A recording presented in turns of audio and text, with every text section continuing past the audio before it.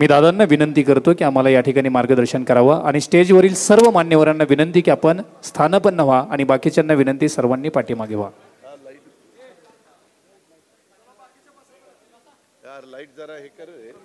Hello, कृपया जे इथले ऑपरेटर आहेत त्यांना विनंती ही लाईट बंद करायची आहे.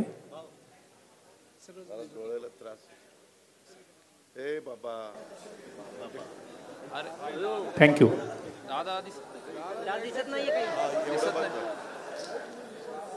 असू दे, अंधारातच मजा येईल. नको दादा दिसत नाही. आपल्या सर्वांचे सहकारी आणि मंत्रिमंडळातील माझे सहकारी, आपल्या वाशिमच्या पालकमंत्री, आपल्या सगळ्यांचे सहकारी दत्ताभाऊ भरणे,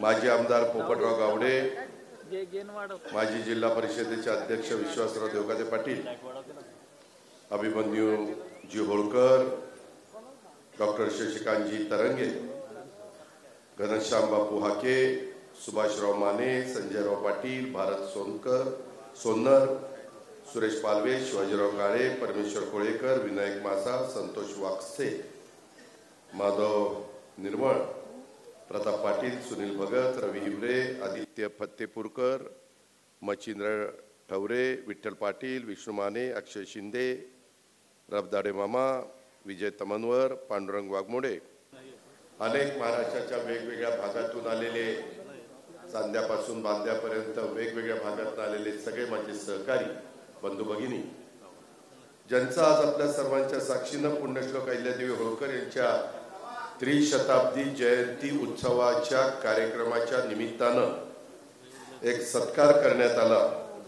ते सत्कार मूर्ती पुण्यश्लोक पुरस्काराने आपण त्यांना सन्मानित केलं.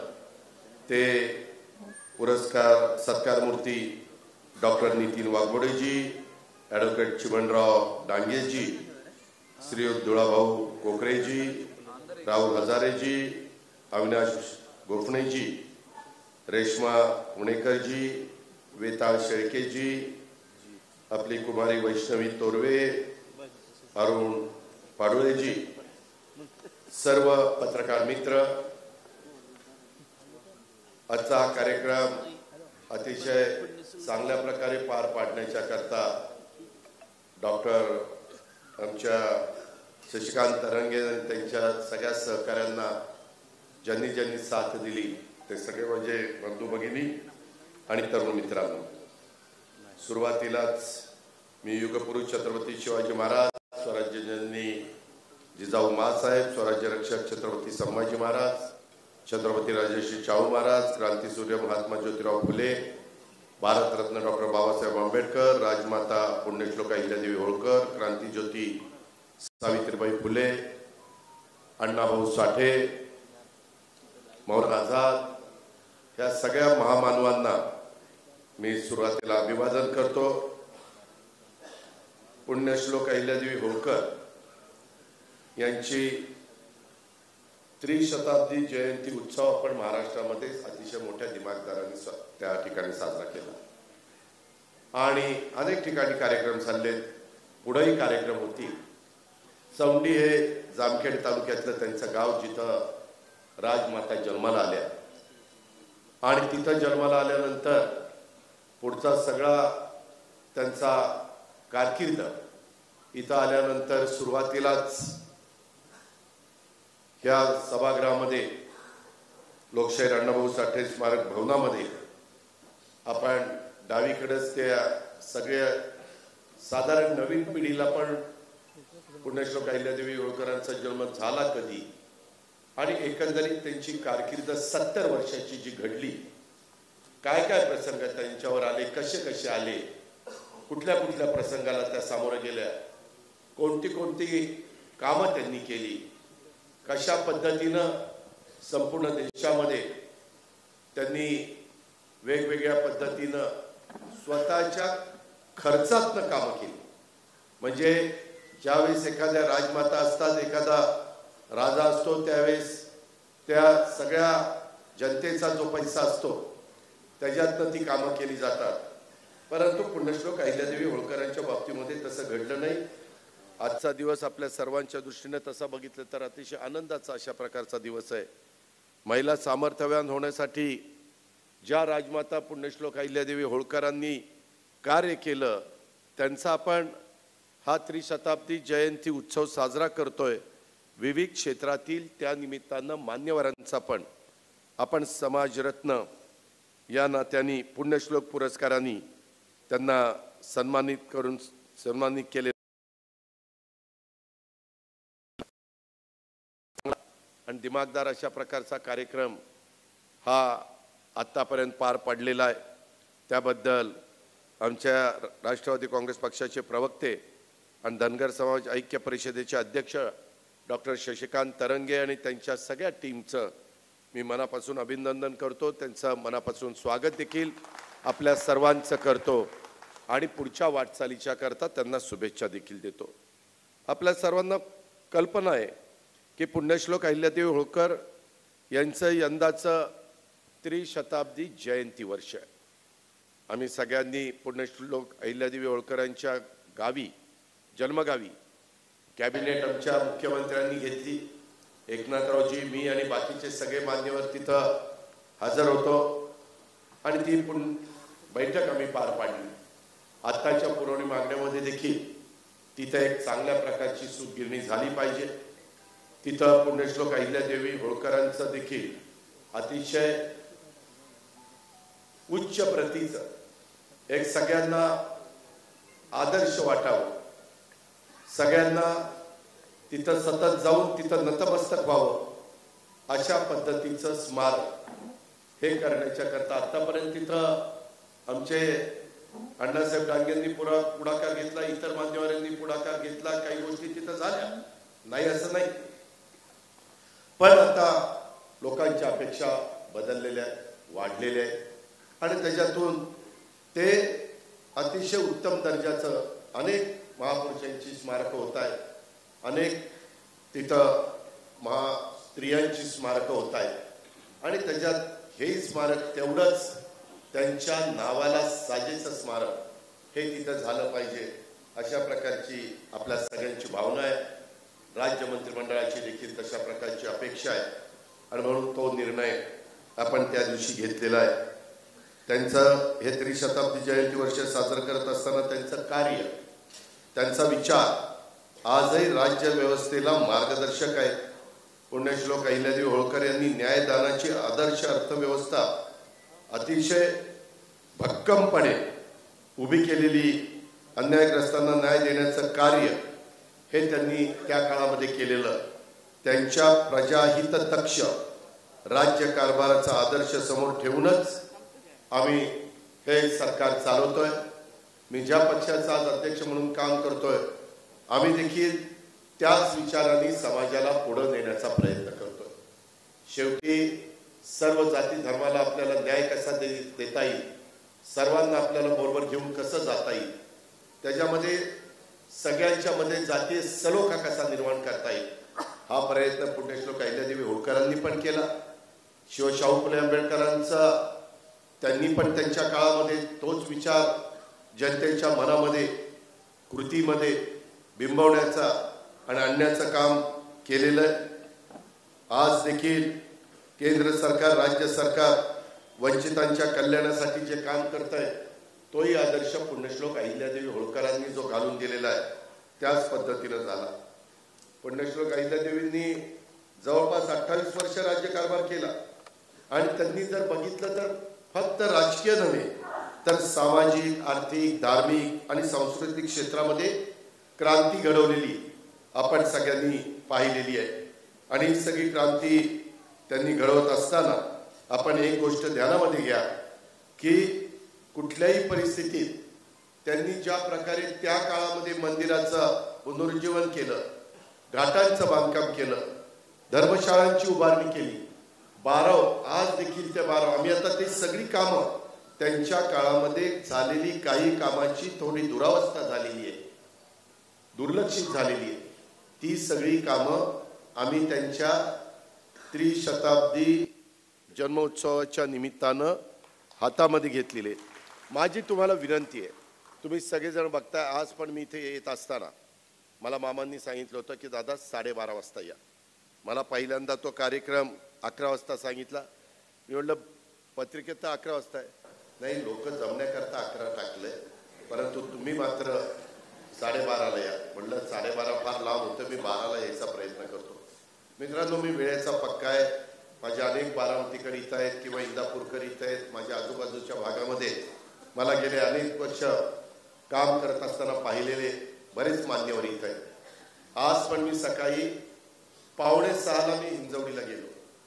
आज माझं नशीब एवढं चांगलं की मी तिथं जाताना पाऊस पडत होता, परंतु जिथं मला स्पॉटला 5:45ला पोचायचं होतं तिथं पोचल्यानंतर पाऊस थांबला. मला सगळं व्यवस्थित बघता आलं. थोड्याशा छत्री उघडल्या होत्या लोकांनी, परंतु सगळं काही करता येईल काम.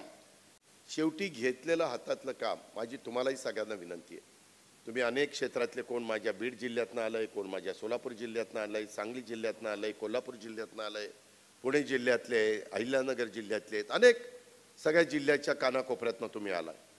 काम करत असताना तेवढ्यापुरतं वरवर काम करू नका, जीव ओतून काम करा. माझी विनंती आहे, तुमच्या ज्या ज्या भागामध्ये पुण्यश्लोक अहिल्यादेवी होळकरांनी केलेल्या कामाचा आपल्याला जीर्णोद्धार करायचा आहे, त्यामध्ये खरोखरीच ते काम तेवढ्या दर्जाचं होतंय का? एक तर त्यांनी काळामध्ये केलेली कामं सगळी जो ओरिजिनल दगड असतो, म्हणजे आपण स्थानिक दगड ज्याला म्हणतो, तशा पद्धतीचं दगडाचं काम, जे साधारण आपल्या मराठवाड्यामध्ये देगलूर म्हणून तालुका आहे किंवा माझ्या नेवासा अहिल्यानगरमध्ये तालुका आहे किंवा आमच्या पंढऱ्यामध्ये देखील आमच्या चांगल्या पद्धतीचा तिथं दगड आहे. अशा ठराविक खाणी चांगल्या आहे, तिथला दगड वापरला जातो आणि त्याच्यावर हेही काम करत असताना अनेक जण बघतात. मी सकाळी सगळ्याच कामाला तर मी भेटी देऊ शकत नाही, परंतु जी जी कामं चालली ती चांगली झाली पाहिजे. त्याला निधी देण्याची जबाबदारी सुदैवाने मुख्यमंत्र्यांनी, उपमुख्यमंत्री आणि बाकीच्या सगळ्या आमच्या महायुतीने माझ्यावर टाकलेली. तिथं मी कुठं कमी पडणार नाही. पण कामाचा दर्जाच्या बद्दल जर लक्ष दिलं तर, जसं पुण्यश्लोक अहिल्यादेवी होळकरांची 300वी जयंती साजरी करत असताना त्याच्यामध्ये ब्रिटिशांचा काळ गेला, अनेकांचा काळ गेला, तरी देखील आज काही कामं उत्तम दर्जाची आहेत. त्याच्यात मधून अधून हे कामं ही बघावी लागतात, त्याचा मेंटेनन्स ठेवावा लागतो आणि त्याच्यावर त्या कामामध्ये बारकाईनं आपण सगळ्यांनी लक्ष दिलं पाहिजे. पुण्यश्लोक अहिल्यादेवी होळकरांनी काशी असेल, अयोध्या असेल, मथुरा असेल, पंढरपूर असेल, नाशिक, जेजुरी ह्याच्यासह देशभरात धार्मिक स्थळांचा जीर्णोद्धार त्यांच्या स्वतःच्या निधीतनं केला आणि त्यांनी सोमनाथ येथील मंदिर नव्यानं बांधलं. घाट असतील, मंदिरं असतील, दान पुण्य करताना त्यांनी कधी सरकारी तिजोरीतनं खर्च न करता स्वतःच्या संपत्तीतून खर्च केला. एवढी श्रीमंत असताना देखील त्या योगाप्रमाणे साधेपणाने जीवन जगल्या. त्यांचा पेहराव देखील, त्यांच्यावर जे जे प्रसंग आले त्याच्यानंतर त्यांनी आपल्या जी भारतीय संस्कृती आहे, आपली परंपरा आहे, त्या पद्धतीनं त्या जीवन जगल्या. त्यांनी स्वतःसाठी धन खर्च केलं नाही, तर समाजाच्या कल्याणाच्या करता त्यांनी हे धन खर्च केलं. म्हणजे म्हणून त्यांना आपण लोकमाता त्या ठिकाणी म्हणू शकतो किंवा त्या ठरल्या. गोरगरिबांच्यासाठी रोजगार मिळवून देण्याच्यासाठी त्यांनी माहेश्वर येथे एक मोठं वस्त्र उद्योग केंद्र उभारलं. त्या काळात माहेश्वरी साडी, आमच्या लाडक्या बहिणींना साडीचं आमच्यापेक्षा जास्त ज्ञान आहे, परंतु आम्ही त्यांच्याकरता घेतो त्याच्यावर आम्हाला पण साडीतलं थोडं ज्ञान आहे. आणि त्याच्यावर माहेश्वरी साडी ही तिथं एक मोठी वस्त्र उद्योग केंद्र त्यांनी उभारलं आणि आज ते वस्त्र देशामध्ये अतिशय लोकप्रिय आहे आणि त्यांनी एक समृद्ध अर्थव्यवस्था त्या निमित्तानं उभं करण्याचं काम केलं. महिला सैनिकांची स्वतंत्र तुकडी त्या काळात त्यांनी निर्माण करणाऱ्या त्या पहिल्या महिला शासक होत्या. त्यांच्या सैन्य दलात शिस्त होती, त्यांच्यामध्ये कौशल्य होतं. त्या पहिला महिला युद्ध सज्जतेसाठी त्यांनी स्वदेशी तोफांचं उत्पादन त्या काळामध्ये केलं. न्याय पद्धतीनं त्यांचा दृष्टिकोन अत्यंत प्रगतिशील होता. पुण्यश्लोक अहिल्यादेवींचा आदर्श न्यायदानाची व्यवस्था भक्कमपणे उभी केली.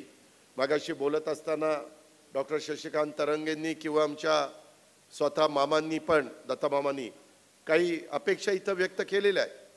त्याच्या संदर्भामध्ये ज्या गोष्टी राज्य सरकारच्या अखत्यारीतल्या आहेत तिथं देवेंद्रजी, एकनाथरावजी आणि आम्ही सगळेजण लक्ष घालून मार्ग काढू. पण त्याकरता मामांनी पण पाठपुरावा केला पाहिजे. ज्या डॉक्टर शशिकांतनी इथं उपस्थित केल्या त्याहीबद्दल डॉक्टर शशिकांतनी त्याचा पाठपुरावा केला पाहिजे तरंगेंनी. आणि ज्या केंद्र सरकारचे असतील ते त्या खात्याच्या मंत्र्यांना आपण त्यांच्याशी पत्रव्यवहार करू. दिल्लीला आपण ज्यावेळेस जातो त्यावेळेस तिथं पाठपुरावा करू तर ही कामं त्याच्यामध्ये होती. उदाहरणार्थ मामांनी बोलत असताना सांगली जिल्ह्यातल्या कवठे महांकाळ तालुक्यातल्या आरेवाडीचा उल्लेख केला. आपल्यालाही सगळ्यांना माहिती आहे तिथं पुजारी म्हणून आमचे कोळेकर परिवार हे काम करत असतं. मागच्या काळामध्ये मला वाटतं उद्धव ठाकरे साहेब मुख्यमंत्री असतानाचा काळ, त्या काळामध्ये आम्ही काही गोष्टी करायचं ठरवलं. आम्ही ठरवतो, आम्ही जाहीर करतो, पण मी पुन्हा सांगतो की त्याच्याबद्दल आम्हाला पण रोज हजारो लोक भेटत असतात, हजारो कामं असतात आणि त्याच्यातून पाठपुरावा करणं देखील महत्त्वाचं असतं. त्याच्यावर दत्तमामा आता तर आपल्या पुरवणी मागण्या झालेल्या आहेत. आता पुढच्या पुरवणी मागण्या आपण 8 डिसेंबरला अधिवेशन त्या बाबतीमध्ये घेतलेलं आहे आपल्या नागपूरला. त्याच्या आधी तुमच्या ऑफिसने किंवा तुम्ही मला त्याच्याबद्दल साधारण एक बैठक तुम्ही तुमच्या स्तरावर पहिली घ्या. काय काय तिथं केलं पाहिजे, काय काय तिथल्या लोकांच्या अपेक्षा आहेत, कशा पद्धतीचं काम झालं पाहिजे, मागे ज्याला आपण मंजुरी दिली त्याच्यामध्ये किती काम झालंय, किती काम झालंय, ते काम त्या दर्जाचं आहे का. सगळ्यात महत्वाचं म्हणजे त्याच्यात कॉन्ट्रॅक्टर फार चांगला असावा लागतो. ती का वशिल्याचा आला की वाटच लागली आहे. तो मेरिटचा असावा, तो काळ्या यादीमध्ये टाकण्याच्या लायकीचा नसावा, तर कामं दर्जेदार होत असतात. हे म्हणून माझी मामा तुम्हाला सूचना आहे की त्या आरेवाडीच्या बद्दल आपण सगळ्या गोष्टी काय असेल ते मला सांगा. त्याच्याबद्दलची तरतूद मी डिसेंबरमध्ये करून देईन. ते जानेवारी, फेब्रुवारी, मार्च, एप्रिल त्या राहिलेल्या 4-5 महिन्याच्या करता जो निधी लागेल तो निधी मी देईन. आपण त्याच्यात मिळून घेऊ आणि नंतर नवीन अर्थसंकल्प येईल एप्रिलमध्ये, मार्चमध्येच येतो. त्यावेळेस मग पुढच्या वर्षभराच्या बद्दलचं आपण त्याबद्दलचं काम करू. आता मगाशी शशिकांतनी त्याचा उल्लेख केला. खेळच्या बाबतीमध्ये असंच मला काही जण भेटली आणि त्यांनी सांगितलं की दादा तिथं काम झालं पाहिजे, त्याला पाहिजे तो निधी मी मंजूर करून दिलेला. त्याच्यामध्ये देखील काही लक्ष दिलं पाहिजे की काम चाललंय का, कुठं थांबलंय का, थांबलंय तर कोणत्या कारणाकरता थांबलंय, चाललेलं असेल तर त्याची गती व्यवस्थित आहे का, कामाचा दर्जा व्यवस्थित आहे का. ह्या सगळ्या गोष्टी या पद्धतीनं झाल्या तर उत्तम पद्धतीची कामं आपल्याला पूर्णत्वाला नेता येतील. एकंदरीतच अन्यायग्रस्तांना न्याय देण्याचं कार्य जसं पुण्यश्लोक अहिल्यादेवी होळकरांनी केलं, सर्वसामान्यांच्या सारखं न्यायदान करताना हुंडाबंदी त्यांनी त्या काळामध्ये केली. महिलांचं जीवन समृद्ध करण्याचं काम 300 वर्षापूर्वी त्या जन्माला आल्यानंतर त्यांनी पुढच्या काळामध्ये केलं. आणि पुण्यश्लोक अहिल्यादेवी होळकर यांचं चरित्र किंवा त्यांचं कार्य आणि आदर्श आज 300 वर्षानंतर देखील तितकाच प्रभावी आणि प्रेरणादायी आहे. त्यांचा जन्म त्रिशताब्दी निमित्तानं शासनाने ज्याचा उल्लेख मामांनी केला, 681 कोटी रुपयाचा विकास आराखडा आपण तयार केलेला आहे. त्यांच्या नावाने एक भव्य स्मारक आणि महिला सक्षमीकरणासाठी आदिशक्ती अभियान आणि त्यांच्या आधारित एक बहुभाषिक चित्रपट तयार करण्याचा निर्णय आपल्या या महायुतीच्या सरकारने केला आणि आम्ही तो वेगवेगळ्या भाषेमध्ये आणतोय. म्हणजे फक्त मराठीत आणणारे असं नाही, मराठीबरोबर तो हिंदीमध्ये आला पाहिजे, वेगवेगळ्या भाषेत. आपल्याला जम्मू काश्मीरपासून कन्याकुमारीपर्यंत त्यांचा हे सगळं कार्य पोचवायचं आहे.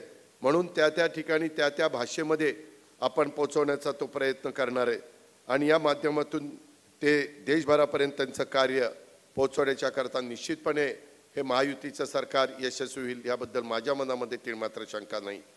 आजच्या या समारंभात आपण अनेक मान्यवर, त्याच्यामध्ये डॉक्टर नितीन वाघमोडेजी हे आयकर विभागामध्ये त्या बाबतीमध्ये काम करतात. प्रशासकीय क्षेत्रामध्ये प्रदीर्घ काळ त्यांनी केलेलं कर्तव्यनिष्ठ, पारदर्शक आणि परिणामकारक सेवा कार्यांच्यासाठी त्यांना आज आपण हा पुरस्कार दिलेला आहे आणि त्यांना सन्मानित करण्यात आलेला आहे. वेगवेगळ्या समाजामध्ये अनेक मुलं अनेक मुली हे जन्माला येतात आणि त्यांना संधी मिळाली की ते संधीचं सोनं करतात. अलीकडच्या काळामध्ये ते शक्य झालेलं आहे. पूर्वीच्या काळामध्ये आम्ही ज्यावेळेस राजकारणात आलो त्यावेळेस वशिलाचे दिवस होते. हा काळ मी सांगतोय 90चा. आताचा काळ आहे हा मेरिटचा आहे. आता AI कृत्रिम बुद्धिमत्ता त्याला आपण महत्व देतोय. जगाने त्या दिशेने जायचं ठरवलेलं आहे. मित्रांनो, प्रत्येक क्षेत्रामध्ये कृत्रिम बुद्धिमत्तेचा वापर होतोय, रोबोटचा वापर होतोय. काळ बदलेल, जग बदलेल, तशा पद्धतीनं काळानुरूप आपल्याला पण काही बदल करावे लागतात. काही जुन्या परंपरा ज्या समाजाला साधू संतांनी जे विचार सांगितलेले, महापुरुषांनी विचार सांगितलेले, ते तर निश्चितपणे त्या रस्त्याने आपल्याला जायचंच आहे, त्याशिवाय गत्यंतर नाही. पण त्याचबरोबर ह्या आधुनिकतेची कास धरून त्याच्या संदर्भामध्ये नवीन टेक्नॉलॉजीचा वापर करून आपल्याला पुढे जावं लागणार आहे. आपल्या पिढीला तसं शिकवावं लागणार आहे. कालच मी आढावा घेत होतो जिल्ह्याचा. मी दुपारपासून आत्ता पण दुपारनंतर मी जिल्ह्याच्या वेगवेगळ्या आढावा घेण्याचं काम माझं चाललेलं आहे. कार्यकर्तेही भेटत असतात, परंतु त्याच्यामध्ये मुलांना मुलींना शिक्षण देत असताना पण AIचं ज्ञान पहिल्यापासून कसं टप्प्याटप्प्याने त्यांना शिकवता येईल आणि नंतर त्यांना अतिशय उत्तम पद्धतीनं ते ज्ञान आत्मसात करता येईल, अशा प्रकारचा प्रयत्न हा आमच्या राज्य सरकारचा चाललेला आहे. आणि त्याच्यातूनच हे वेगवेगळ्या क्षेत्रातल्या मान्यवरांनी जे काम केलं आहे त्याचं यथोचित आपण सत्कार केलेला आहे. जसा डॉक्टर नितीन वाघमोडेंचा केला आहे तसंच ॲडव्होकेट चिमणराव डांगे त्यांच्या संस्थेमध्ये मी स्वतः गेलो आहे. शैक्षणिक क्षेत्रामध्ये विद्यार्थ्यांच्या सर्वांगीण विकासासाठी त्यांनी केलेले उत्कृष्ट कार्य, ज्ञानप्रेम आणि प्रेरणादायी योगदानाबद्दल त्यांना आज आपण पुरस्कार दिला. अण्णासाहेब डांगेंचे ते सुपुत्र आहे.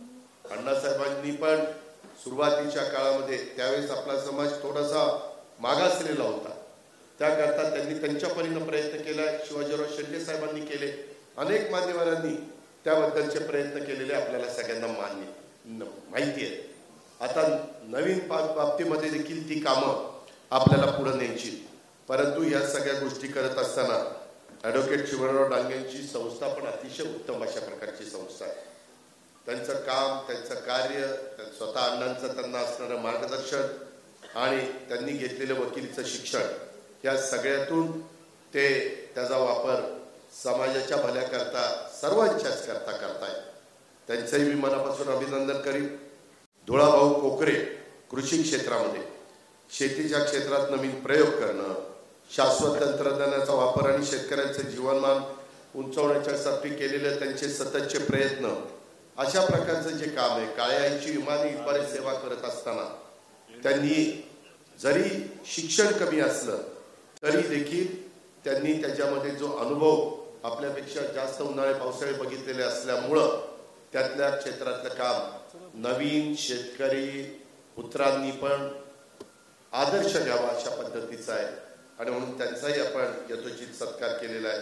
उद्योग क्षेत्रामध्ये राहुल बाबासाहेब हजारे, आत्ताच मला मामा सांगत होते की रिअल इस्टेट डेव्हलपर म्हणून त्यांनी नवीन दृष्टिकोन ठेवलं.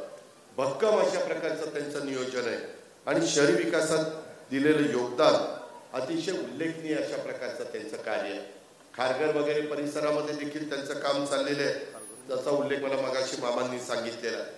आणि त्याच्यामुळं कुणीही, मी तर महाराष्ट्रात फिरत असताना सांगतो बाबांनो, कुणी आईच्या पोटातनं सगळं शिकून येत नाही. आईच्या पोटी जन्माला जरूर आपण येतो, आई वडील आपल्यावर संस्कार जरूर चांगले करतात, परंतु त्याच्यानंतर आपल्यालाच आपले हातपाय हलवावे लागतात, आपल्यालाच आपली मेहनत घ्यावी लागते, कष्ट घ्यावे लागतात. कुणी येऊन आपल्याला काही देऊ शकत नाही. रोज जाऊन कुठं देवधर्म केला, पूजा अर्चा केली म्हणजे सगळं मिळतं असं नाही. ते ज्याची श्रद्धा जिथं असेल तिथं पूजा अर्चा जरूर करा, परंतु ती अंधश्रद्धा नसली पाहिजे. आणि पूजा अर्चा बरोबरच स्वतः पण कष्ट केले पाहिजे. कष्ट न करता अभ्यास न करता रोज देवाच्या पुढे बसायचं आणि मला पास कर, मला पास कर. अरे तू अभ्यासच केला नाही, देव काय पास करणार? हे पण कुठंतरी सूत्र डोळ्यासमोर ठेवा. त्याच्यामुळं दोन्हीची जोड लावली तर तुम्ही उद्याच्या काळामध्ये यशस्वी व्हाल, याबद्दल माझ्या मनामध्ये तीळ मात्र शंका नाही. आणि म्हणून आज राहुल बाबासाहेब हजारे DDSR चे संचालक आहेत आणि त्यांचंही उत्तम पद्धतीचं काम चाललेलं आहे. त्यांनी आपल्या उद्योजक म्हणून त्यांची आज ओळख झालेली. रुग्ण सेवेमध्ये अविनाश गोफणे हे आमच्या बारामतीचे सुपुत्र, त्यांना सभापती म्हणून मी कामाची संधी दिली. आमच्या बारामती हॉस्टेलमध्येच त्यांनी शिक्षण पूर्ण केलं आणि त्याच्यानंतर रुग्णसेवा क्षेत्रामध्ये त्यांनी दाखवली अतिशय निस्वार्थ सेवा, करुणा, समर्पण आणि मानवी मूल्यांची जपणूक ही अविनाशने केली. त्याच्या संदर्भामध्ये कधी त्यांनी त्याच्यात कुठं अडचण येऊन दिली नाही. कुणी आलं तर त्याचं काम झालं पाहिजे, त्याला रुग्णसेवा मिळाली पाहिजे आणि त्याच्यामुळे हे जे काही त्याचं काम आहे ते काम बघून त्याला आपण आज सन्माननीय पुरस्कार म्हणजे पुण्यश्लोक अहिल्यादेवी होळकरांच्या नावाने पुण्यश्लोक पुरस्काराने आपण त्याचा यशोचित सत्कार केलेला आहे. त्यालाही मी भावी वाटचालीच्या करता शुभेच्छा देतो. तसंच आमच्या क्रीडा क्षेत्रामध्ये रेश्मा पुणेकर ही माझ्याच बारामती तालुक्यातली मुलगी, कर्णधार भारतीय महिला बेसबॉल संघाची, तिच्याबद्दल अनेकदा आमचा भाऊसाहेब करे माझ्याकडे यायचं, ती तुम्ही रेश्माला विचारा ती कितीदा मला भेटली. मी शेवटी तिला म्हणायचो अगं बास कर, किती पाठपुरावा करते, पण तिनं काही चिकाटी सोडली नाही. भाऊसाहेब आणि रेश्मा सतत तिने पाठपुरावा केला, पण त्या पाठपुराव्यामुळं तिनं तर महिला बेसबॉल या क्रीडा क्षेत्रामध्ये आंतरराष्ट्रीय स्तरावर केलेलं उल्लेखनीय कामगिरी त्याला तोड नाही. पण त्याच्यानंतर शेवटी प्रत्येकाचा काळ असतो, क्रीडा क्षेत्रातल्याही मान्यवरांचा काळ असतो. तो काळ संपल्यानंतर त्यांनाही पुढं प्रपंच करायचा असतो, संसार करायचा असतो, त्यांनाही कुठं नोकरी करायची असते, व्यवसाय करायचा असतो. आणि त्याच्यातनं तिनं मागणी केल्यानंतर क्रीडा क्षेत्राची जबाबदारी आता आमच्या दत्तामामांकडेच आहे. माझंही तिथं बारकाईने लक्ष असतं, कारण मी महाराष्ट्र ऑलिम्पिक असोसिएशनचा अध्यक्ष आहे. आणि त्याच्यामुळं आताही मला काही माझ्या सहकाऱ्यांनी सांगितलं की दादा आमचाही त्याच्यामध्ये कुठेतरी विचार झाला पाहिजे. आम्ही सगळेजण त्या बाबतीमध्ये सकारात्मक आहोत, कारण क्रीडा क्षेत्रामध्ये नैपुण्य मिळवत असताना अभ्यासाकडे दुर्लक्ष होतं, कारण ते खेळाला प्राधान्य देतात.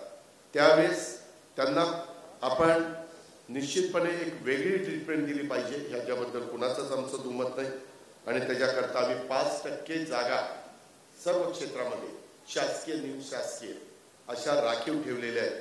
आणि त्याच्यातून अशा रेश्मा पुणेकर सारख्या अनेक आमच्या भगिनींना, अनेक आमच्या मुलींना, अनेक आमच्या मुलांना आम्ही संधी देण्याचं काम करत असतो. अजूनही काही जण आहेत संधी देण्याचे, त्यांना आमच्याकडनं झालेलं नाही, पण तिथंही आमचा पाठपुरावा चाललेला आहे. त्याबद्दल तिचंही कौतुक करतो, अभिनंदन करतो आणि तिचं अनुकरण इतरांनी पण करावं. ती कशा पद्धतीनं अतिशय प्रतिकूल परिस्थितीतनं पुढे आली आणि तिनं हे यश संपादन केलेलं आहे. म्हणून मी मगाशी म्हणालो की तुम्ही ज्याच्यात तुम्हाला आवड आहे तिथं तुम्ही कष्ट घ्या, तुमच्या कष्टाचं चीज होईल. तसंच आमच्या पुरुष कुस्ती क्षेत्रामध्ये वेताळ औदुंबर शेळके, त्याच्यामध्ये कुस्ती या पारंपरिक खेळात त्यानं दाखवलेली अपार मेहनत, लढाऊ वृत्ती आणि सातत्यपूर्ण यश ह्याबद्दलचं त्याचं योगदान आहे. पण आज कुस्ती क्षेत्रामध्ये 2 संघटना निघाल्या. ही संघटना म्हणते आमचीच खरी संघटना, दुसरी म्हणते आमचीच खरी संघटना. आता वेगवेगळ्या संघटना निघाल्यावर आमची होती पंचायत, कुठली तरी एक संघटना ठीक आहे ना, आता ती पण संघटना महाराष्ट्र केसरी जाहीर करते, ही पण संघटना महाराष्ट्र केसरी जाहीर करते. आणि मग नक्की महाराष्ट्र केसरी कोण, हेच आमचं आम्हाला कळेल. त्याकरता खरं तर कुणी क्रीडा क्षेत्रामध्ये मतभेद आणू नये, बसावं, 2 पावलं प्रत्येकाने पुढं मागे सरकायचा प्रयत्न करावा आणि त्याच्यातून मार्ग काढावा. असं जर केलं तर ते निकोप अशा प्रकारची स्पर्धा होईल आणि तेच आपल्याला साध्य करायचं आहे. त्याबद्दल मी वेताळ शेळकेंचं पण त्यांनीच मला सांगितलं की दादा माझं काहीतरी नोकरीचा पगार होता, त्याच्यामध्ये मी जरा माहिती घेतली तर म्हणले अहो ते संघटना ही आहे, ही संघटना ती आहे. आता त्याचा काय दोष आहे? खेळाच्या स्पर्धा भरवल्या, तिथे जाऊन त्यांनी चांगल्या पद्धतीनं खेळ केला, यश मिळवलं, देणाऱ्यांनी महाराष्ट्र केसरी गदा दिली, ते मोकळे झाले देणारे, आणि याला म्हणलं पण तुझं तू. असं नसतं. त्याच्यात आम्हालाच बसावं लागेल. मामा तुम्हाला, मला, वेळ पडली तर देवेंद्रजींना, एकनाथरावांना, यांनाही सगळ्यांना विश्वासात घेऊन किंवा याच्यात त्या कुस्ती क्षेत्रातल्या मान्यवरांचा काय दोष आहे, आणि त्याच्यातनं काही ना काही आपल्याला सकारात्मक मार्ग काढावा लागेल. महिला कुस्ती क्षेत्रामध्ये आमची वैष्णवी तोरवे महिला कुस्ती या संघर्षपूर्ण खेळात केलेल्या असाधारण कौशल्य, जिद्द आणि समर्पणाचं योगदान, ती आमच्या इंदापूरचीच कन्या आहे आणि आता इंदापूरकडेच क्रीडा खात आहे. त्याच्यावर तिला काल परदेशातच पाठवलं त्यांनी. तिला आत्ताच सांगितलं की ती वर आल्यावर तर कुणाला वाटलंच नसेल ही मुलगी आहे का मुलगा आहे, तिथनं सुरुवात. परंतु ती मुलगी आहे आणि तिनं यश मिळवलं. आपण ठरवलेलं ना, मुलात मुलीत भेदभाव करायचा नाही. त्याच्यामुळं मुलगी पण तेवढंच आई बापाचं नाव मोठं करते, मुलगाही तेवढंच मोठं करतो. उलट मुलं जरा असं तसंच करतात, मुली नक्कीच मोठं करतात. दिवटे काय दिवाला होते सांगते, परंतु हरकत नाही. सगळ्यांना अनुभवामुळे काही जण हसले असावेत. क्रीडा क्षेत्रामध्ये आमचे अरुण सुभाष पाडोळे हे राष्ट्रीय खेळाडू नेमबाजी प्रशिक्षक आहेत. ह्या क्षेत्रामध्ये देखील आपल्यातल्या अनेक मुलांनी मुलींनी यश मिळवलेले आहे. भारताच्या आंतरराष्ट्रीय स्तरावर प्रतिनिधित्व करणारे नेमबाज आणि अनेक यशस्वी खेळाडू घडवणारे प्रेरणादायी प्रशिक्षक या नात्याने आपण आज तुमच्या सगळ्यांच्या साक्षीनं अरुण पाडोळे यांचा सत्कार केलेला आहे. त्यांचंही मी मनापासून अभिनंदन करतो. पुरस्कार मिळाल्याबद्दल या सर्व मान्यवरांचं मी व्यक्तिशः माझ्या वतीनं, महाराष्ट्रातल्या 13 कोटी जनतेच्या वतीनं त्यांचं अभिनंदन करतो. त्यांना पुढील वाटचालीच्या करता शुभेच्छा देतो आणि त्यांनाही विनंती करतो की आजच्या पुण्यश्लोक पुरस्कारांनी तुमच्यावरची जबाबदारी आता वाढलेली आहे. उत्तरोत्तर आपली कामगिरी आणखीन तुमची भरत जावं, आणखी चांगल्या कामाची आपल्या सगळ्यांच्याकडनं आमची अपेक्षा आहे. तसा विश्वास मी आणि माझे सगळे सहकाऱ्यांच्या वतीनं मी इथं व्यक्त करतो. समाजाच्या विविध क्षेत्रामध्ये काम करणाऱ्या इतर नागरिकांनी पण या पुरस्कार प्राप्त मान्यवरांच्याकडनं प्रेरणा घेतली पाहिजे. आपल्याला पण हा पुरस्कार मिळाला पाहिजे. जर आता तो पुरस्कार मिळण्याच्या वयाच्या पेक्षा पुढे गेलेला असेल तर तुमच्या पुढच्या पिढीला मिळाला पाहिजे. असं काहीतरी प्रयत्न करा. आणि पुरस्कार प्राप्त मान्यवरांचं वेगवेगळे क्षेत्र आहेत, त्या सर्वांना मी सांगू इच्छितो की राज्याच्या सर्वांगीण कल्याणाच्यासाठी आपलं महायुतीचं शासन कटिबद्ध आहे. त्याच्यामुळं सर्व घटकांच्यासाठी राज्याच्या अर्थसंकल्पामध्ये आम्ही भरीव तरतूद करण्याचं काम केलेलं आहे. त्याच्याकरता कुठल्याही परिस्थितीत निधी कमी पडू दिला जाणार नाही. परवाच कुठली तरी मीटिंग, मला वाटतं मंगळवारी का बुधवारी मीटिंग झाली, आता बुधवारी मीटिंग झाली. त्या मीटिंगमध्ये बुधवारी का गुरुवारी झाली, त्या मीटिंगमध्ये मामा तुम्हीच सांगितलं होतं क्रीडा क्षेत्राला मला अधिकचा निधी पाहिजे. त्यावेळेस मी तिथं होतो, माझे एसीएस फायनान्स होते. आम्ही दोघांनी सांगितलं तुमच्या कुठल्या निधी कशाकरता पाहिजे होता, ज्यांनी यश मिळवलंय त्यांना पुरस्काराच्या रकमा मोठ्या जाहीर केल्या, पण त्या दिल्या गेल्या नाही आणि त्या तर दिल्या गेल्या पाहिजेत. तर त्यांना आम्ही सांगितलं की त्याचे एकंदरीत किती रक्कम पाहिजे ती सांगा, आम्ही मार्ग काढून तुम्हाला ती रक्कम उपलब्ध करून देऊ, जेणेकरून त्या सगळ्या मुलामुलींचा अतिशय महाराष्ट्राच्या जनतेच्या वतीनं, सरकारच्या वतीनं उत्तम प्रकारचा यथोचित सत्कार आपल्याला करायचा. तेही मामा तुम्ही त्याच्या मागे लागून मला आणि किंवा ओपी गुप्ताला ते द्या, तिथंही आपण ते काम त्या बाबतीमध्ये करू. अशा पद्धतीनं आपण पुढे गेलं पाहिजे अशी माझी अपेक्षा. मग अशी बोलत असताना मी बारकाईनं त्या दोघांची भाषणं ऐकली. मित्रांनो, मी काम करणारा माणूस, मी कामाचा माणूस आहे, विकास काम करणारा माणूस आहे.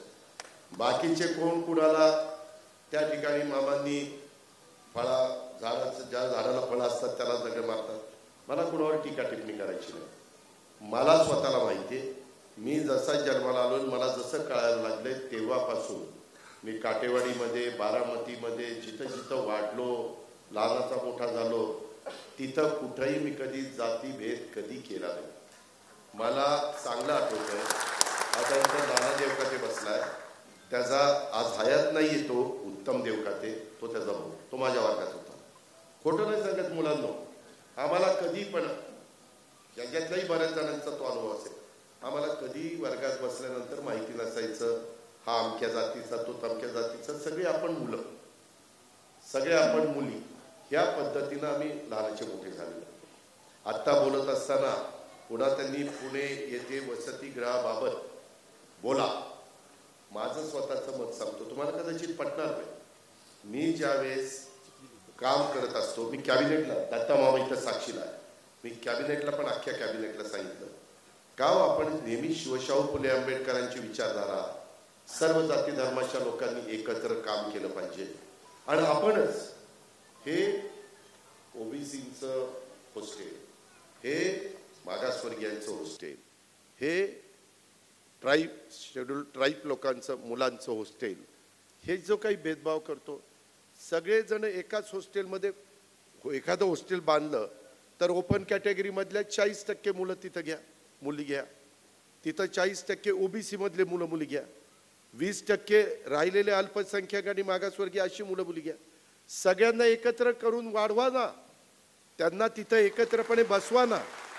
आम्ही फक्त 300 वर्ष पूर्ण झाली म्हणून पुण्यश्लोक अहिल्यादेवी होळकरांचा जन्मशताब्दी वर्ष साजरं करायचं, किंवा शिवाजी महाराजांची, छत्रपती शिवाजी महाराजांची जयंती साजरी करायची, इतर मान्यवरांच्या, अण्णाभाऊ साठेंची आता उद्याच्या 1 महिला जयंती आहे, त्या दिवशी पुण्यतिथी लोकमान्य टिळकांची आहे, डॉक्टर बाबासाहेब आंबेडकर 14 एप्रिल, किंवा महात्मा ज्योतिराव फुले, त्याच्यामध्ये सावित्रीबाई फुले, ह्या सगळ्यांच्या जयंत्या साजऱ्या करत असताना आपण त्यांचा आदर्श डोळ्यासमोर ठेवून आम्ही भाषणं करतो, सगळे टाळ्या वाजवतात, पण नंतर मात्र हे आमच्याकरता करा, आमच्याकरता करा, म्हणजे आपण लहानपणापासून त्यांच्या डोक्यामध्ये जात जात जात जात जात हे घालण्याचा प्रयत्न करतो। हे माझ्या बुद्धीला पटत नाही।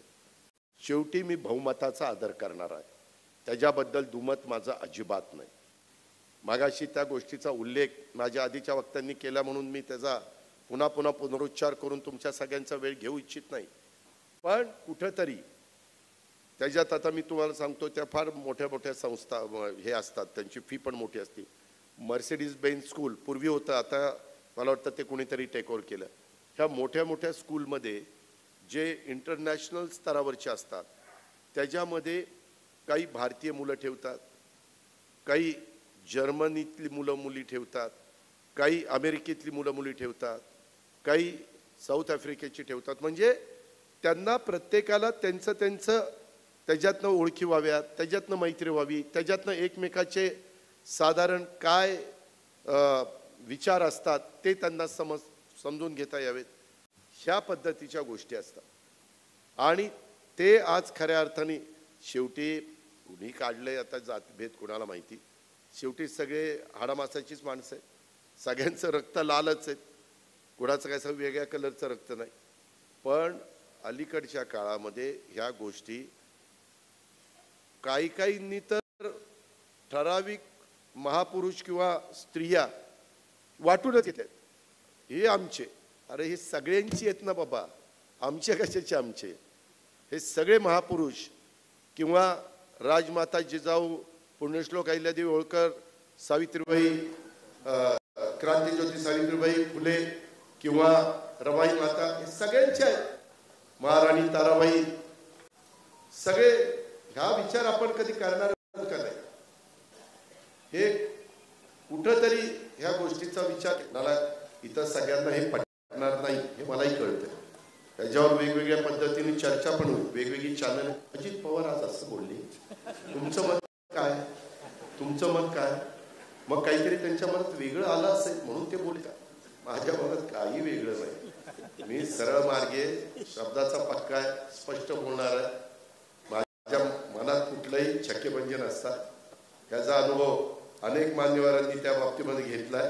इथं पण असणाऱ्यांनी त्याच्या संदर्भामध्ये अनेकांनी त्याच्या संदर्भ मगाशी बोलत असताना विनायक मासाळांनी पण त्या गोष्टीचा उल्लेख केला. मी सहज त्यांना माझ्याशी बोलायचं होतं, आदित्य फतेपूरकरांना बोलायचं होतं, काही सहकारी मित्रांना बोलायचं होतं. मी अचानक माझ्या एक जवळच्या कार्यकर्त्याचे वडील वारले आणि मी सकाळी सभागृहातलं कामकाज उरकलं आणि ह्यांनाही बोलायचं होतं, गाडीत बोलायचं म्हणलं चला सोलापूरला जाऊ, जाताना विमान बोलू येताना विमान बोलू. तर गेलो तर त्यांना इतका आनंद झाला. कशाचा आनंद? कुठं अजित पवारच्या घरचं विमान होतं कुणाला. आपण कसं गाडीत फिरताना उद्या प्रताप काहीतरी मला म्हणला किंवा सुनील म्हणला की दादा यायचंय, तर बाबा चल आता गाडीतच बोलत चल, आपलाही त्यांचाही वेळ वाचतो, आपल्याला म्हणणं ऐकून घेता येतं आणि वेळ पण निघून जातो. ही साधारण कामाची पद्धत ठेवली पाहिजे.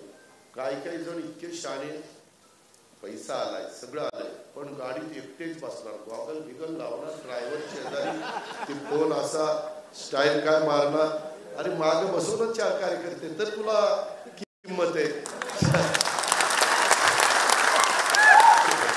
कार्यकर्ते नसले तुम्हाला कुत्र रे विचारलं, बाकीचे तर जाऊन कुत्र पण विचारलं. नेता शोभून दिसतो ज्यावेळेस कार्यकर्त्यांचा संच माग असेल. कार्यकर्ता हा पक्षाचा कणा असतो. तर उद्याच्याला नेता झाला 4 टाळकी त्याच्या मागे नाही, कोण त्याला नेता म्हणणार? मी तर नेहमी सांगतो, काय येतात दादा मी असं काम करतो तसं काम करतो गावाकडचा, आणि त्याला विचारलं ना ग्रामपंचायत कोणाची, हे असल्या बाबतीत आपण लक्ष देत नाही. कारण ग्रामपंचायतीत निवडून यायची लायकीच नाही तर कशाला लक्ष देतो.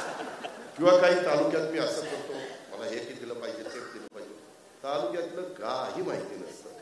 जिल्ह्यात असेच काही असे असतात फक्त पुढाऱ्यांच्या करणारे दार उडून, म्हणजे आत्ताचे कुणी हार घातले त्यांना काही मी बोलत नाही, परंतु जे मोठा हार घालतात समजावून काहीतरी गडबड आहे. एवढा मोठा हार आणून घातलाय, काहीतरी पांघरून घालायचं काम दिसतंय, परंतु ह्यांचं नाही सांगत आणि चांगलंही तुम्ही घालताय पण बाकीच्यांचं सांगतोय. त्याच्यामुळं माझा बोलण्याचा मतीत अर्थ घ्या की आपण चांगलं काम करा, समाज चांगल्या कामाचं कौतुक करतो. तुम्ही समाज दाखवत नाही पण तुम्ही निवडणुकीला उभं राहिले. आत्ताच आम्ही छत्रपती कारखान्याचं पण मी मामांनी पृथ्वीराज बापूंनी निवडणूक केली आणि माळेगावची पण निवडणूक केली. आम्ही पॅनल उभं केलं पण त्या पॅनलला मी तर सगळ्यांना सांगितलं की बशीला मतदान करा. काही लोकांना 2,500ची अपेक्षा जास्त मतं पडली समोरच्या पेक्षा. याचा अर्थ तो माणूस माणसात आहे म्हणून त्याला जास्तीची मतं पडली. आणि काही उगीच काठावर पहिल्या राऊंडला, दुसऱ्या राऊंडला, तिसऱ्या राऊंडला, मग कसं बस शेवटच्या राऊंडला निघाले. त्यांनी समजावं की अजून आपल्याला जास्त माणसात मिसळण्याची गरज आहे, जास्त आपल्याला संबंध वाढवण्याची गरज आहे. आपण करतोय ते वरवरपणा आहे. अशा पद्धतीच्या ह्या सगळ्या गोष्टी असतात, ह्याच्यात खूप काही शिकता येतं. ते शिकण्याचा प्रयत्न करा. जोपर्यंत तुमच्या जीवात जीव आहे तोपर्यंत शिकण्याचं काम करा. तुम्ही फार काळ काम केलं म्हणजे सगळंच तुम्हाला जमलंय असं समजण्याचं कारण नाही. आज पण एखादा नवीन मुलगा किंवा मुलगी आली, तिला आमच्यापेक्षा जास्त ज्ञान असेल तर मी तिच्याकडनं समजून घेण्याचा प्रयत्न करत असतो किंवा त्याच्याकडनं, कारण आम्ही ते ज्ञानच घेतलेलं नाही. आमच्या कारकीर्द म्हणजे आमच्या शालेय आणि हायस्कूल आणि कॉलेजच्या जीवनामध्ये ते नव्हतंच, आताच्या मुलांना आलं. तशा पद्धतीनं मी मगाशी सांगितलं, आता आपल्या इथून पुढच्या पिढीला एआयचं शिक्षण देणं हे लागतंय. शेतकऱ्यांनी पण एआयचा वापर करून शेती करणं हे अतिशय गरजेचं आहे. त्याच्याकरता जे कृषी क्षेत्रातनं आम्हाला मदत करता येईल ही मदत आमचं महायुतीचं सरकार करेल. याबद्दल पण आपण काळजी करू नका. आम्ही फक्त सांगणार नाही, ते करण्याच्या करता जी काही जबाबदारी सरकार म्हणून देवेंद्रजींची, एकनाथरावजींची, माझी, मामाची आणि इतर चंद्रकांत दादा असतील, माधुरीताई असतील, इतर सगळे आमचे सहकारी असतील, यांची ती जबाबदारी आम्ही पाहू. पण त्या जबाबदारीचा फायदा हा तुम्ही कार्यकर्त्यांनी उचलला पाहिजे. आणि काही जण कुठंतरी कुणाच्या तरी जवळ जाण्याच्या करता ते अजित पवार फलानच आहे, सगळ्यांना माहिती आहे आणि ते सारखं काहीतरी बोलायचं, त्याच्यात काही तथ्य नाही. मी आज तुम्हाला पुण्यश्लोक अहिल्यादेवी होळकरांच्या जयंतीच्या निमित्तानं सांगू इच्छितो, जोपर्यंत माझ्या जीवात जीव आहे तोपर्यंत जातीवाद माझ्या मनाला शिवणार देखील नाही.